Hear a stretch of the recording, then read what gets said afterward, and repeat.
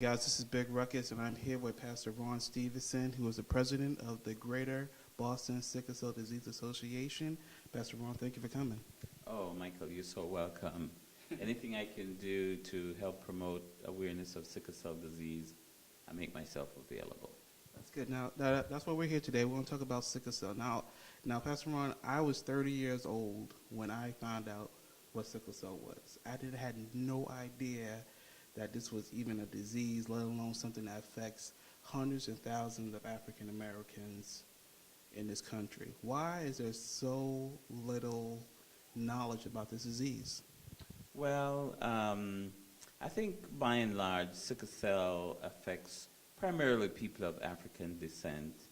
And the African Americans and people of African descent, we've been part of a struggle, just throughout our history. And so sickle cell disease is really a part of the African American struggle.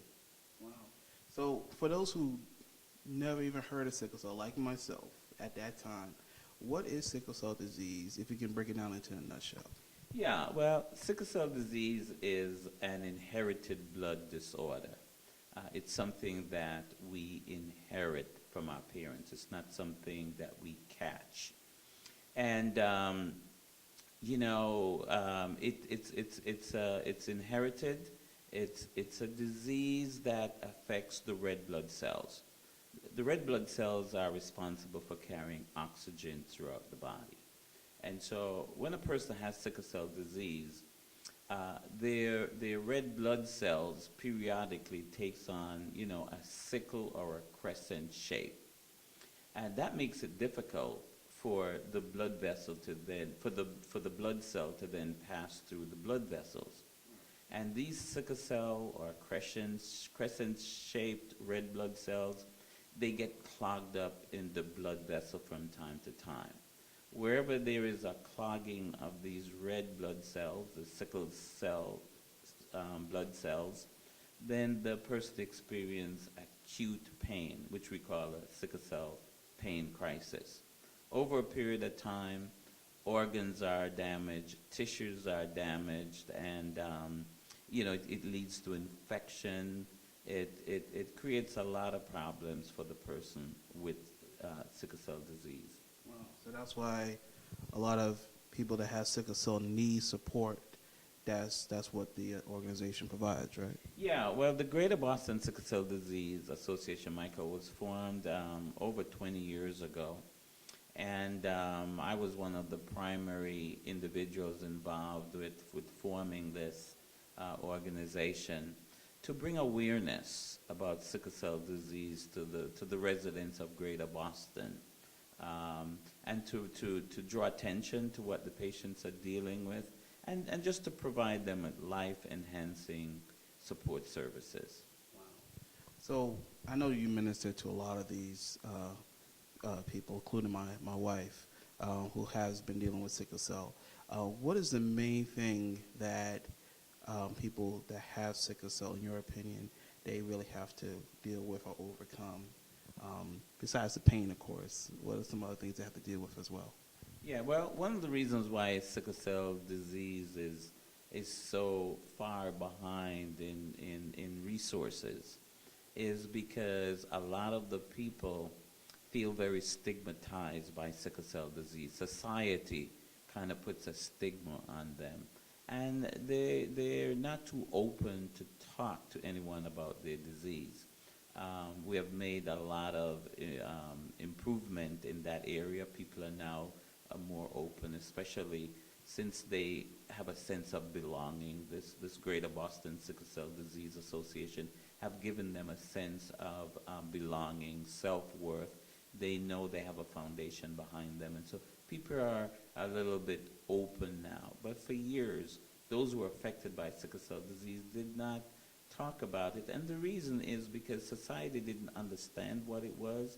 And many of those patients felt ostracized. They felt that because society wasn't well informed, that if they would make anyone aware of their condition, they wouldn't be treated well, There's a lot of misunderstanding around sickle cell disease. People think you can catch it. A lot of times people think that those who have it are drug seekers because, they spend a lot of time in the hospital and they need high doses of narcotics to cope with the pain.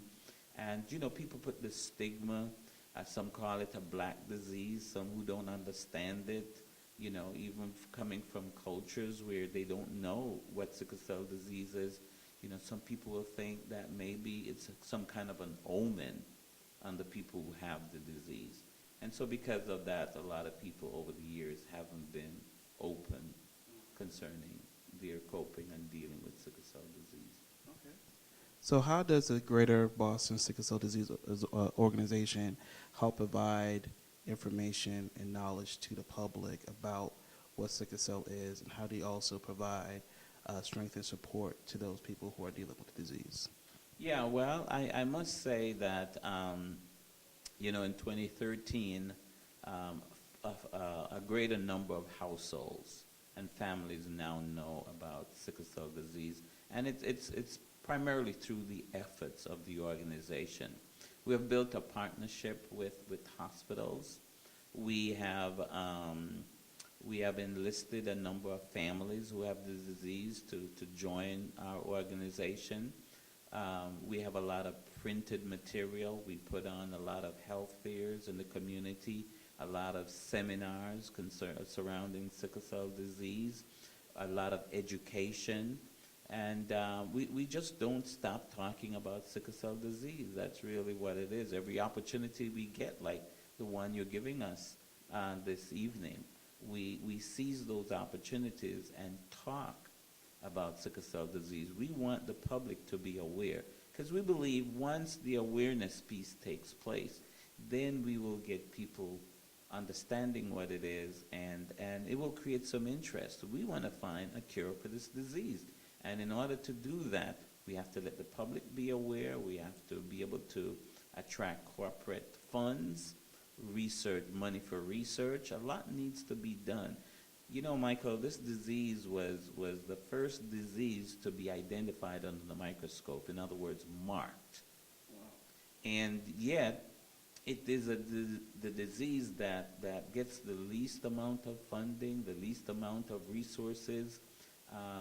People know what lupus is. People know what cancer is. People know what, you have Arthritis Foundation and all these foundations. But you hear very little about sickle cell disease. Why do you feel that's the case? Well, like I said initially, the population it affects. It affects primarily black folks. Yes, we have some evidence of sickle cell disease in places like the Mediterranean and in India.